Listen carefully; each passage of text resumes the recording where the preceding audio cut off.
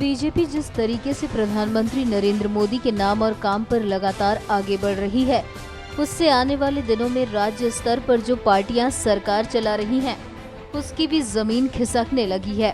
Mission 2019 पर निकले BJP अध्यक्ष अमित शाह ने तृणमूल कांग्रेस चीफ और पश्चिम बंगाल की सीएम ममता बनर्जी को बड़ी चुनौती दी है। गत चुनाव में 2011 में भारतीय जनता पार्टी को 4% वोट मिला था।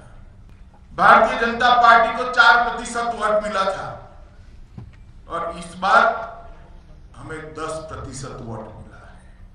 तो 4% से 2.5 गुना वोट इस बार हमें मिला है।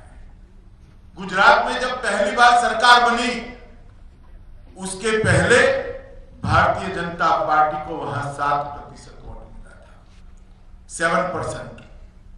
कर्नाटक में सरकार बनी, उसके अगले चुनाव में भारतीय जनता पार्टी को 8% वोट मिला था और महाराष्ट्र में सरकार बनी, उसके पहले के चुनाव में भारतीय जनता पार्टी को सिर्फ 5% वोट मिला था। मैं स्पष्ट देख रहा हूं, अगली सरकार की नींव डालने का काम भारतीय जनता पार्टी ने समाप्त कर दिया।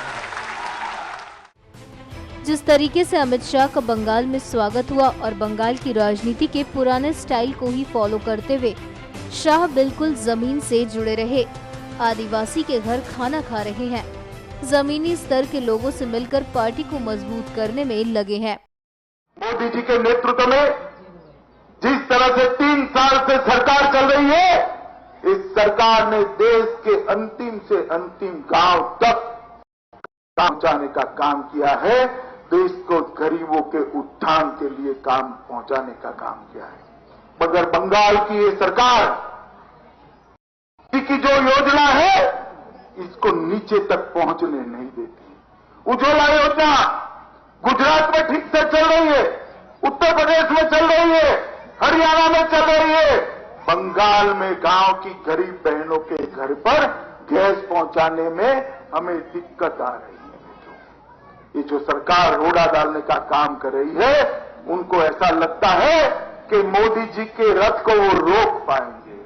मगर मैं तृणमूल के नेताओं को कहना चाहता हूं, जितना दमन करोगे, जितना अत्याचार करोगे, जितना हिंसा का कालो कीचड़ फैलाओगे, कीचड़ में कमल और अच्छी तरह से खिल कर बाहर। सीपीआई की राजनीतिक किले को ध्वस्त करने वाली ममता बनर्जी के लिए आगे की चुनौती बड़ी है, क्योंकि राजनीति के चाणक्य अमित शाह अब बंगाल की राजनीति में सीधे टक्कर के लिए आ गए हैं।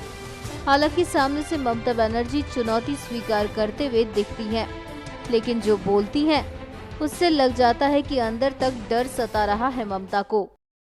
কাজ করে না, শুধু ভাবে সোশ্যাল নেটওয়ার্কে ভাষণ দিয়ে টাকা আছে, হাজার হাজার কোটি টাকা ছড়িয়ে, নোটের ফুলঝুরি ছড়িয়ে আর মিথ্যে ভাষণ দিলেই সব হয়ে যাবে।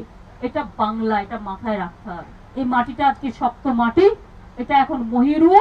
এই মাটিতে খামচা দিতে গেলে নখ ভেঙে যাবে, দাঁত ভেঙে যাবে।